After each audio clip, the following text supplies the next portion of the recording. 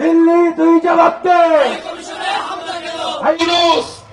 হুঁশিয়ার, একদিনে যা গার্বেজ বেড়ায় কলকাতাতে শুধু ওইটা করে ফেলে দিয়ে এলেই না ঢাকা পড়ে যাবেন, আপনি কল্যাণীতে আসবেন না। যুদ্ধের জন্য প্রস্তুত ভারত, ভারতের সেনা বাংলাদেশে পাঠাবে ঘোষণা দিয়েছেন মমতাজ ব্যানার্জি। বিস্তারিত জানতে ভিডিওটি সম্পূর্ণ দেখতে থাকুন। ছাত্র সমাজ অতীতে যেভাবে দেয়নি, ভবিষ্যতেও ভারতের কোন আধিপত্য দেব না।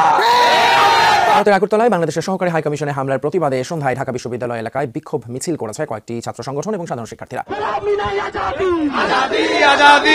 সংখ্যালঘুদের নিরাপত্তায় বাংলাদেশে জাতিসংঘের শান্তিরক্ষী মোতায়েন করতে পশ্চিমবঙ্গের মুখ্যমন্ত্রী মমতা বন্দ্যোপাধ্যায়ের প্রস্তাবের কড়া প্রতিবাদ জানালো বিএনপি। বাংলাদেশ ইস্যুতে মারি তুমি যেই আহ্বান জানিয়েছো তোমার দাদার কাছে, সেজন্য দিদি তুমি এই বক্তব্য অতি দ্রুত প্রত্যাহার করো, নয়তো ছুটিয়ে কিন্তু বাঙালিরা লাল করে ফেলবে। হ্যাঁ, দেশ মিশনে হামলা এবং মমতা বন্দ্যোপাধ্যায়ের যে বক্তব্য যে বাংলাদেশে জাতিসংঘের শান্তিরক্ষী বাহিনী পাঠানো হোক, এই দুটি বক্তব্যে রীতিমতো তোলপাড় চলছে বাংলাদেশের রাজনীতিতে। আসসালামু আলাইকুম সম্মানিত দর্শক মণ্ডলী, আজকের এই ভিডিওটি অত্যন্ত গুরুত্বপূর্ণ।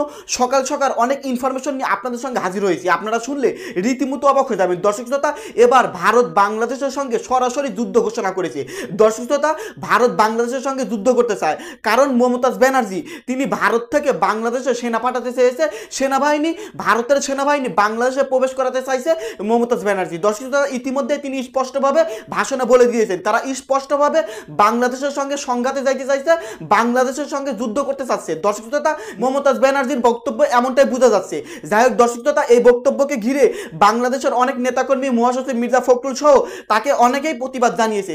যাই হোক আজকের এই ভিডিওতে চাঞ্চল্যকর তথ্য রয়েছে, আপনারা দেখলে রীতিমতো অবাক হয়ে যাবেন ভারত বাংলাদেশের সঙ্গে কি করতে চাচ্ছে। তো বেশি দেরি না করে আমরা ভিডিও ক্লিপে চলে যাই, আপনারা মনোযোগ সহকারে ভিডিওটি দেখতে থাকুন। দেখো মমতা দি, ভালোবাসা কিন্তু মারি ছিল, ভালোবাসা থাকবে, কিন্তু আজকে দিদি তুমি যে কথা বলেছো মারি, যদি তোমাকে দিদি না ডাকতুম তাহলে কিন্তু ছুটিয়ে লাল করে দিতাম মারি। তবে তোমার উচিত এই ঘটনা নিয়ে ক্ষমা চাওয়া, কারণ এপার বাংলা ওপার বাংলাতে আমরা কমন একটা জিনিস কিন্তু সবসময় রেখেছি। আমি সে প্রথম থেকে তোমাকে ভালোবেসেছি দিদি, সবসময় তোমাকে সাপোর্ট করেছি যৌক্তিক ইস্যুতে, বিশেষ করে পশ্চিমবঙ্গে সারা ভারতবর্ষের তুলনায় তোমার যে কৃতিত্ব সেটা সম্মানের। কিন্তু আজকে বাংলাদেশ ইস্যুতে মারি তুমি যেই আহ্বান জানিয়েছো তোমার দাদার কাছে, সেজন্য দিদি তুমি এই বক্তব্য অতি দ্রুত প্রত্যাহার করো, নয়তো ছুটিয়ে কিন্তু বাঙালিরা লাল করে ফেলবে। হ্যাঁ, কলকাতা বাংলাদেশ আমরা একসাথে আছি, ভালোবাসি, সেটা আলাদা। আজকে বাংলাদেশ ইস্যুতে মমতা দিদির যে বক্তব্য সেটা বাংলাদেশের আভ্যন্তরীণ বিষয়ে যেমন হস্তক্ষেপের পাশাপাশি সার্বভৌমত্ব ইস্যুতেও এটা বিশাল একটা ঝামেলা। আরে ভারতের মধ্যে এই মুহূর্তে যা ঘটছে, যা চলছে, তোমরা তোমাদের দেশে শান্তি বাহিনী নিয়ে যাও, আমাদের দেশে দরকার নাই। আমাদের দেশে যেগুলো হচ্ছে দুই চারটা গোষ্ঠী এগুলো আছে, উস্কান্না গোষ্ঠী, এদেরকে জনগণের সাইজ করার জন্য এনাফ। দর্শক, এই মুহূর্তে বাংলাদেশে প্রয়োজনে জাতিসংঘের শান্তিরক্ষা বাহিনীর সদস্য পাঠানোর আহ্বান জানিয়েছেন ওয়ান অ্যান্ড অনলি ব্লুটুথ চিরকুমারী মমতা দিদি। আর এজন্য ভারতের প্রধানমন্ত্রী নরেন্দ্র মোদীর ব্যক্তিগত হস্তক্ষেপ চেয়েছেন তিনি। এখন আমরা কি জাতিসংঘের শান্তিরক্ষী বাহিনী চাইছি? রায়ট আসছে আমাদের এখানে, নাকি মানে জায়গির পাইছে বাংলাদেশকে? এই জন্য মারি ভালোবাসাটা মাঝে মাঝে টান পড়ে যায় বলছি। বিধানসভার শীতকালীন অধিবেশনে প্রশ্নোত্তর পর্বে মমতা বন্দ্যোপাধ্যায় এই বিষয়ে কেন্দ্রীয় সরকারের নীতির সঙ্গে সহনীতি অনুসরণ করার কথা ঘোষণা করেছেন। ভারতীয় সংসদে বাংলাদেশের অভ্যন্তরে সংখ্যালঘু নির্যাতনের বিষয়ে নিজেদের অবস্থান ব্যাখ্যা করতে কেন্দ্রীয় সরকারের প্রতি দাবি জানিয়েছেন। এখন আমরা যদি কূটনীতিকে একটু ফলো করি যে একটা দেশ আরেকটা দেশের কোন কোন বিষয়ে কথা বলতে পারে, মানবাধিকার লঙ্ঘন, এটা নিয়ে সারা পৃথিবীর যে কোনো দেশ যে কোনো দেশের বিরুদ্ধেই কথা বলতে পারে যেখানে মানবাধিকার লঙ্ঘন হবে। বাট যখন ধর্মীয় ইস্যু আসবে, আরও বিভিন্ন ইস্যু আসবে, যদি সেখানে মানবাধিকার লঙ্ঘনের ঘটনা ঘটে, দেন কথা বলার সুযোগ আছে, সেটা নিয়ে নিন্দা করার সুযোগ আছে, পরামর্শ দেওয়ার সুযোগ আছে। কিন্তু নিজের দেশের মাধ্যমে এই দেশের সেনাবাহিনী পাঠানো, এটা পাঠানো, সেটা পাঠানো, এটাকে আসলে কূটনৈতিকভাবে এই ধরনের বক্তব্য দেওয়া শিষ্টাচারের মধ্যে পড়ে? অবশ্যই পড়ে না। আর ওই দেশের সাংবাদিকরা বাংলাদেশ কিনা যে পরিমাণ মিথ্যা প্রোপাগান্ডা ছড়াচ্ছে, মানে আমি নিজেও বলি, যারা কলকাতা থেকে আমাকে অনেকে দেখেন, অনেকে আমার ভিডিও দেখেন আমি জানি, ইনবক্সও মেসেজ করেন, মেইল করেন, পাশাপাশি আপনাদের কমেন্টস আমি দেখি। দেখেন আমাদের বাংলাদেশে এই মুহূর্তে যেটা হচ্ছে এটা পলিটিক্যাল একটা অবস্থান থেকে কিন্তু এই ধরনের একটা নোংরা খেলা চলছে, যেটার পক্ষে আমিও না, এটার পক্ষে কিন্তু আমার অবস্থানও না। ধর্ম যার যার, বাংলাদেশ সবার, প্রত্যেকটা ধর্মের মানুষের এই দেশে তার ধর্মকর্ম, তার ব্যক্তিজীবন, স্বাধীনতা উপভোগ করার অধিকার রয়েছে। আর এগুলোতে যারা হস্তক্ষেপ করবে এদেরকে ছুটিয়ে লাল বাংলাদেশের জনগণই করবে। এখন ভারত কেন এত অতি উৎসাহী ভূমিকা পালন করছে? বিশেষ করছে আপনি দেখেন পশ্চিমবঙ্গ এই মুহূর্তে আমি দেখলাম যে অন্যান্যবারের তুলনায় এই ইস্কন ইস্যুতে, চিন্ময় কৃষ্ণা ইস্যুতে পশ্চিমবঙ্গের যে অবস্থান, হয়তো তাদের মিডিয়ার কারণে ভারতের আমজনতা বাংলাদেশের ইস্যুটাকে ভুল বুঝছে। ঘটনা কি, তারা ঘটাচ্ছে কি, মানে যেই বেটির বিয়ে হয়েছে না ওই বেটির ফেটে বাচ্চা দিয়ে লাইছে, মানে অবশ্যই এখন হয় এরকম আলাদা, তারপরে মানে বিষয়টা এরকমই আর কি।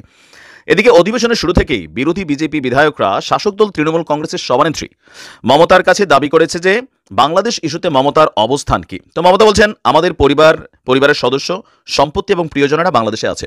এ বিষয়ে ভারত সরকারের যে অবস্থানই হোক না কেন আমরা তা মেনে নেব, তবে বিশ্বের যে কোনো স্থানে ধর্মের ভিত্তিতে নির্যাতনের আমরা নিন্দা জানাই এবং কেন্দ্রীয় সরকার ও প্রধানমন্ত্রীর কাছে এই বিষয়ে হস্তক্ষেপের আবেদন করছি। তো এমনটাই যদি জানান তাহলে আপনারা পৃথিবীর সব দেশের ইস্যুতে কথা বলে ভারত, আর আপনারা তো ইসরায়েলের সেনাবাহিনী পাঠান, নিজেদের দেশের লোক পাঠিয়ে যুদ্ধ করাইতে পাঠান, সেখানে আপনাদের নীতি কি? ফিলিস্তিনে যা ঘটছে আপনাদের অবস্থান কি? মমতা দিদি, মারি দিদি, দেখো কাটাকাটি হয়ে যাবে কিন্তু, হ্যাঁ সত্যি বলছি। তো তিনি বলছেন, যদি এমনই ঘটনা চলে আমাদের লোককে ফিরিয়ে আনতে চাই, একবেলা খাবো, দরকার একটা রুটি ভাগ করা খাবো, আমাদের লোক অত্যাচারিত হোক, আমরা এটা চাই না। মানে এখানে তিনি বলছেন যে ভারত সরকার এই বিষয়টি জাতিসংঘের কাছে তুলে ধরতে পারে যাতে একটি শান্তিরক্ষী বাহিনী বাংলাদেশে পাঠানো যায়। বাংলাদেশের পরিস্থিতি নিয়ে ভারত সরকার পুরোপুরি নীরব। তো তিনি বলছেন যে কলকাতার ইস্কন ইউনিটের প্রধানের সঙ্গে তিনি কথা বলেছেন, সহানুভূতি এবং সমর্থন জানিয়েছেন। মোটামুটি এই খেলাটা যারা খেলার দরকার তারা কিন্তু খেলা ফেলছে বাংলাদেশ নিয়ে। আমি স্পষ্ট দেখছি যে তথ্য বিশাল বক্তব্য নার, বাট আমি খুবই গুরুত্বপূর্ণ অংশটা যদি এখানে ফোকাস করি, আমার কাছে মনে হচ্ছে এপার বাংলা ওপার বাংলার মানুষের মধ্যে একটা হিংসা বিদ্বেষের বীজ ধর্মীয় ইস্যুটাকে পুঁজি করে বপন করে দেওয়া হয়েছে। হঠাৎ কেন এগুলো ঘটলো আমি নিজেও বুঝি না। আমাদের বাংলাদেশের মধ্যেও এক শ্রেণীর মুসলিমরা আছেন বিষয়টাকে উস্কাচ্ছেন, হিন্দুরা আছেন যারা বাংলাদেশের নাগরিক, তারাও নিজেদেরকে কেন জানি ভারতপন্থী মনে করে ভারতের পক্ষ অবলম্বন করছেন, ওই আমেরিকার কাছে বিচার দিচ্ছেন। বা দিন শেষে তো এই দেশটা মারা খাবে, এগুলোর ফায়দা কারা লুটবে? ভারত আমাদের প্রতিবেশী রাষ্ট্র, সৌহার্দ্যপূর্ণ সম্পর্ক আমাদের রাখতে হবে। আর এখন আমরা যারা মাঝে মাঝে বিভিন্ন ইস্যুতে একদম ফাড়াই ফেলো, এই করো সেই করো, তো আমরা কি দেশে আসি না? আমার দরকার লাগলে ভারতের কাছে যাইতে হয়। আমি তো ভাই বিদেশ আসি, যাইতে হবে আপনাকে। আলুর দাম বাড়লে আপনাকে বেশি করে খাইতে হবে, পেঁয়াজের দাম বাড়লে আপনাকে বেশি করে খাইতে হবে, কসমেটিক্স বন্ধ হলে আপনি দাম দিয়ে কিনতে হবে। ভারতের সাথে ব্যবসায়িক সম্পর্ক, সৌহার্দ্যপূর্ণ আত্মীয় স্বজন আমরা কিন্তু আসি পাশাপাশি, কিন্তু এই ধর্মীয় ইস্যুটাকে কেন্দ্র করে একটা সাম্প্রদায়িক দাঙ্গা বাঁধানোর চেষ্টা দুইটা চক্রই করছে। হিন্দুদের মধ্যে একটা চক্র আছে, মুসলিমদের মধ্যে একটা চক্র আছে। এগুলো বন্ধ করা উচিত। ভারতের সাথে আমাদের সম্মানের সম্পর্ক হবে, ভালোবাসার সম্পর্ক হবে, তবে আমাদের যে ন্যায্য হিস্সা চুক্তি সেগুলোতে আমরা আমাদের হিস্সা ন্যায্য সবকিছু সমতার ভিত্তিতে চাই। আর বাংলাদেশ ইস্যুতে হোক সেটা পশ্চিমবঙ্গ আর হোক সেটা ভারতের বিভিন্ন রাজ্য, বাংলাদেশ ইস্যুতে শান্তিরক্ষী পাঠাইতে হবে, এই পাঠাইতে হবে, সেই পাঠাইতে হবে, এরকম বক্তব্য দেওয়া আমি মনে করি এটা আভ্যন্তরীণ বিষয়ে হস্তক্ষেপের পাশাপাশি সার্বভৌমত্বের জন্য হুমকি স্বরূপ। ভারত সরকারের এই জন্য ক্ষমা চাওয়া উচিত যে অন্য দেশের ইস্যুতে তোমরা কেন এই ধরনের বক্তব্য দিবা। আমরা কি ভারত নিয়ে বক্তব্য দিছি যে মোদি কি করতেছে, এই যে মসজিদের নিচে মন্দির আছে তদন্ত করতে করতে 2-4-20টা লাশই ফেলাই দিছে মাইডি, হ্যাঁ আজমি শরীফের নিচে মন্দির আছে দাবি করে কোর্টের থেকে অর্ডার নিয়ে গেছে, রাম মন্দির কাহিনী করে ফেলছে। তো ভারতে তো এগুলো হচ্ছে, বাংলাদেশে কোথায় হয়েছে এরকম দেখেন তো? যে একটা পুরানা হিন্দু মন্দির আছে সেটা ভাইঙ্গা এটা নিচে সেই 500 বছর আগে একটা মসজিদ ছিল দাবি করে। আমাদের বাংলাদেশে কেমন কোনো ঘটনা ঘটেছে? তারপরে বলেন যে বাংলাদেশে এগুলা ঘটে, যা ঘটে পলিটিক্যাল পয়েন্ট অফ ভিউতে ঘটে। যখন আপনি জয় বাংলা বলছেন আপনি কোন ধর্মের এটা দেখেন নাই, যখন বাংলাদেশ জিন্দাবাদ বলছেন তখন আপনি কোন ধর্মের দেখেন নাই। আর এখন তো জামাতেরও হিন্দু শাখা হয়েছে, তো ভবিষ্যতে আপনি তো এটা কোনভাবে নেবেন? এই মুহূর্তে বাংলাদেশের 95% মুসলিম পলাতক। কেন পলাতক? পলিটিক্যাল পয়েন্ট অফ ভিউতে পলাতক। ভারতই তো আছে, তাই না? আপনারা দেখতেছেন না? এগুলো নিয়ে নোংরা রাজনীতি বন্ধ করেন, বাংলাদেশকে অচল করার যে পরিকল্পনা এগুলো বন্ধ করেন যারাই এই খেলা খেলছেন। আর ভারতের যারা জনগণ আছেন আপনারাও আপনাদের দেশের মানুষদেরকে একটু বোঝানোর চেষ্টা করবেন। আপনাদের মিডিয়া যা দেখাচ্ছে বাংলাদেশের পুরান ভিডিও, 5 বছর 10 বছর আগের ভিডিও এই ভারতের গণমাধ্যম ছেড়ে দিচ্ছে ভাই। আনন্দবাজারের মতন পত্রিকা এই ধরনের ঘৃণাজনক কাজে জড়িত হয়েছে, আমি আশ্চর্য হয়েছি। আশা করি অচিরে এগুলো বন্ধ। ইউনূস হুঁশিয়ার, একদিনে যা গার্বেজ বেড়ায় কলকাতাতে শুধু ওইটা কর ফেলে দিয়ে এলেই না ঢাকা পড়ে যাবেন আপনি, বাঙালিতে আসবেন না। এ লড়াই বাঁচার লড়াই, এ লড়াই টিকে থাকার নয়, অস্তিত্ব রক্ষার লড়াই। সংখ্যা আমরা কমছি, ওরা বাড়ছে। বিএসএফ কে জমি দিচ্ছে না, হু করে ঢুকছে। আমরা সব রোহিঙ্গা কোথায় আছে বলে দেব, চিহ্নিত করে দেব, ধরতে হবে আর এনআইএ এর হাতে তুলে দিতে হবে। আজকে ঘোষণা করেছিলাম যে পেট্রোপল সীমান্ত দিয়ে বাণিজ্য বন্ধ থাকবে। আজকে সকাল 6টা থেকে বাণিজ্য বন্ধ আছে। ভারতবর্ষের পতাকা যারা পদদলিত করেছে, আমরা বলে যাই 71-এর রাজাকারের মতো, যেমন পাকিস্তানের আর্মি চিফ নিজামি আত্মসমর্পণ করেছিল, এই রাজাকারের নতুন বাচ্চাদের ভারত আত্মসমর্পণ করাবে এবং আত্মসমর্পণ করাবে। ভারত আজকে একটা দেশ নয়, পৃথিবীর একটা শক্তিশালী রাষ্ট্র নরেন্দ্র দামোদর দাস মোদীর নেতৃত্বে। দর্শক, আজকে দুটি ঘটনা, একটা হচ্ছে আগরতলায় বাংলাদেশ মিশনে হামলা এবং মমতা বন্দ্যোপাধ্যায়ের যে বক্তব্য যে বাংলাদেশে জাতিসংঘের শান্তিরক্ষী বাহিনী পাঠানো হোক, এই দুটি বক্তব্যে রীতিমতো তোলপাড় চলছে বাংলাদেশের রাজনীতিতে। মির্জা ফখরুল ইসলাম আলমগীর দুটি ঘটনারই প্রতিবাদ করেছেন। যেমন তিনি মমতার বক্তব্যের প্রেক্ষিতে বলেছেন, মমতার বক্তব্য বাংলাদেশের স্বাধীনতার সার্বভৌমত্বের প্রতি হুমকি স্বরূপ।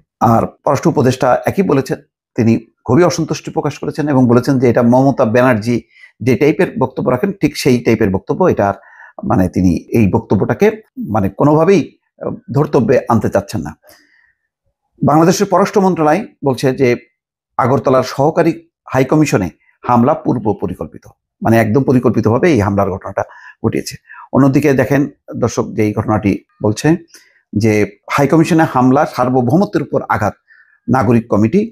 আগরতলায় বাংলাদেশের সহকারী হাইকমিশনে হামলা। আজকে মোটামুটি সমস্ত গণমাধ্যম জুড়ে, টেলিভিশনের সংবাদ জুড়ে এবং স্ক্রল নিউজ সবই হচ্ছে দুটি গুরুত্বপূর্ণ ঘটনা।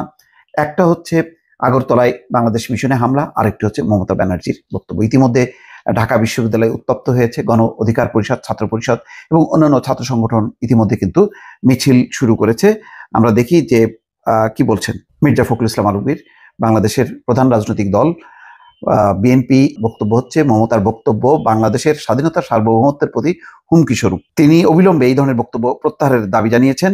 সোমবার রাতে লন্ডন থেকে মুঠোফোনে গণমাধ্যমের কাছে দলের পক্ষ থেকে মহাসচিব এই প্রতিক্রিয়া দেন। মির্জা ফখরুল বলছেন, ভারতের রাজ্য পশ্চিমবঙ্গের মুখ্যমন্ত্রী যে উক্তি করেছেন বাংলাদেশ সম্পর্কে, সেই বিষয়ে আমি বক্তব্য না রেখে পারছি না। তিনি যে উক্তি করেছেন তা সম্পূর্ণভাবে বাংলাদেশের স্বাধীনতার সার্বভৌমত্বের প্রতি একটি হুমকি স্বরূপ এবং আমরা মনে করি এই বক্তব্যের মধ্য দিয়ে ভারতের নেতাদের যে দৃষ্টিভঙ্গি তা কিছুটা হলেও প্রকাশিত হয়েছে। অর্থাৎ বাংলাদেশ একটা বেকায়দায় পড়ে যদি এইটা অ্যালাউ করে জাতিসংঘ যে ইয়াস, বাংলাদেশে এখন অস্থিতিশীল, বিশৃঙ্খল পরিস্থিতি, আইন শৃঙ্খলার চরম অবনতি এবং সংখ্যালঘু সম্প্রদায়, এখানে কোনো নিরাপত্তা নেই। এটা যদি স্টাবলিশ করতে পারে তাহলে জাতিসংঘ সিদ্ধান্ত নেবে যে বাংলাদেশে শান্তিরক্ষী মিশন পাঠাবে। অথচ বাংলাদেশের সেনাবাহিনী সারা বিশ্বে শান্তিরক্ষী মিশনে কাজ করে এবং তারা বীরত্বপূর্ণ অবদান রেখে রীতিমতো প্রশংসিত হয়েছে। বিএনপির মহাসচিব বলছেন, এই ধরনের কোনো চিন্তা ভারতের নেতাদের মধ্যে থাকা উচিত হবে না, কারণ বাংলাদেশের মানুষ মুক্তিযুদ্ধ করে স্বাধীন হয়েছে এবং সম্প্রতি একটা বিপ্লবের মধ্য দিয়ে তারা গণতন্ত্রকে ফিরে পেয়েছে। এদেশের মানুষ যে কোনো মূল্যে এই ধরনের চক্রান্তের বিরুদ্ধে রুখে দাঁড়াবে। দর্শক, গুরুত্বপূর্ণ বিষয়টা হচ্ছে যে এই যে হামলা হয়েছে, আরেকটি বক্তব্য যেটা হচ্ছে হামলার ব্যাপারে পররাষ্ট্র মন্ত্রণালয় কিন্তু সাংঘাতিক রকমভাবে রিয়াকশন দিয়েছে। বাংলাদেশের উত্তর পূর্বাঞ্চলীয় রাজ্য ত্রিপুরার রাজধানী আগরতলায় বাংলাদেশের সহকারী হাইকমিশন প্রাঙ্গণে হিন্দু সংঘর্ষ সমিতির সমর্থকদের হামলার ঘটনা বাংলাদেশ সরকারকে গভীরভাবে ক্ষুব্ধ করেছে। সেখানে নানা ঘটনার প্রভাব প্রমাণ করছে পূর্ব পরিকল্পিতভাবে মিশনের প্রধান ফটক ভেঙে প্রাঙ্গণে আগ্রাসনের অনুমতি দেওয়া হয়েছিল। পররাষ্ট্র মন্ত্রণালয় এক বিজ্ঞপ্তিতে এই তথ্য জানিয়েছেন। দর্শক, সমস্ত আমরা যদি কালবেলা দেখি সেখানেও আছে। আগরতলায় সহকারী হাইকমিশনে হামলার ঘটনায় বাংলাদেশের কড়া প্রতিবাদ। অন্যদিকে আগরতলা হাইকমিশনের সহকারী হাইকমিশনে হামলা, সংখ্যালঘু ইস্যুর ভুল ধারণা কূটনীতিকদের জানালেন। পররাষ্ট্র মন্ত্রণালয় ইতিমধ্যে জানেন যে বাংলাদেশের যে পররাষ্ট্র উপদেষ্টা ঢাকাস্থ সমস্ত বিদেশি কূটনীতিকদেরকে ডেকে বলেছে যেই ঘটনাগুলো সংখ্যালঘু ইস্যুটা তোলা হচ্ছে এটা হচ্ছে একেবারেই ভুল ধারণার উপর ভিত্তি করে, এটা পরিকল্পিত এবং কোনো দেশের কোনো বিশেষ একটি দেশের এটা হচ্ছে একটা প্রতিহিংসা যে তারা রাজনৈতিক পট পরিবর্তন মেনে নেয়নি এবং এই ঘটনাটা পরিকল্পিতভাবে ভারতীয় বিভিন্ন মিডিয়া প্রতিনিয়ত এটি প্রচার করে সারা বিশ্বের দৃষ্টি আকর্ষণ করছে, কিন্তু তার যে ভিত্তি বেস মানে এটার একেবারেই কোনো ভিত্তি নেই। অন্যদিকে হাইকমিশনে হামলায় ভারত দুঃখ প্রকাশ করেছে। কিন্তু সমস্যা হচ্ছে যে ইতিমধ্যে দেখেন যে ঘটনা, হাসনাত আব্দুল্লাহ বাংলাদেশ হাইকমিশনে হামলায় বিক্ষোভের ডাক দিয়েছে। ইতিমধ্যে ঢাকা বিশ্ববিদ্যালয়ে ব্যাপকভাবে প্রতিবাদ বিক্ষোভ চলছে। বাংলাদেশের সহকারী হাইকমিশনে হামলায় ভারতের দুঃখ প্রকাশ। সমকালের শিরোনামগুলো পড়ছি। আগরতলায় বাংলাদেশের সহকারী হাইকমিশনে হামলা, ছিঁড়ে ফেলা হলো পতাকা।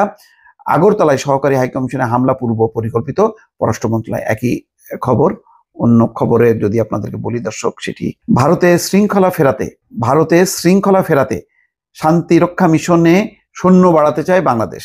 বাংলাদেশ নিয়ে মমতার বক্তব্যের বিষয়ে যা বললেন পররাষ্ট্র মন্ত্রণালয়, বাংলাদেশ সহকারী হাইকমিশনে হামলা চালালো ভারতীয়রা, ছেড়া হলো পতাকা।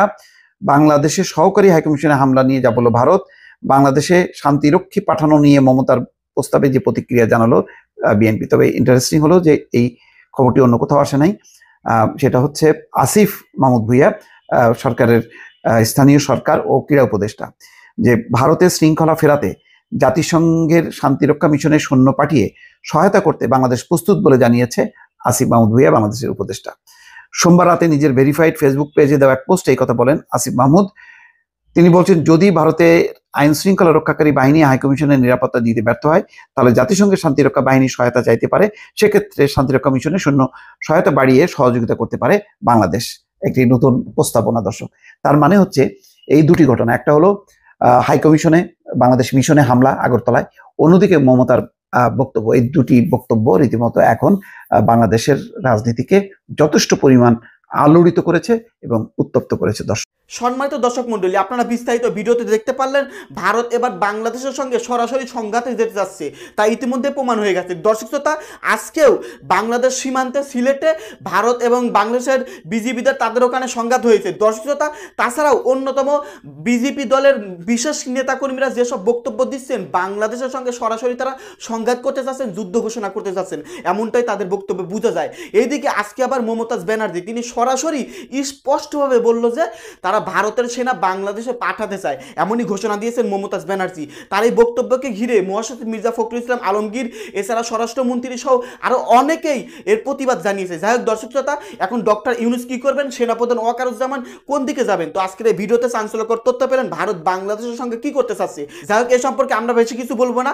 আপনারা যদি কিছু বলতে চান, বাংলাদেশের সাধারণ নাগরিক হিসেবে আপনাদের মন্তব্য কি, আপনাদের গুরুত্বপূর্ণ মন্তব্য ভিডিওর কমেন্ট বক্সে অবশ্যই জানিয়ে দিবেন। ভিডিওর সঙ্গে সম্পূর্ণ আকারে থাকার জন্য আপনাদের সকলকে অসংখ্য ধন্যবাদ।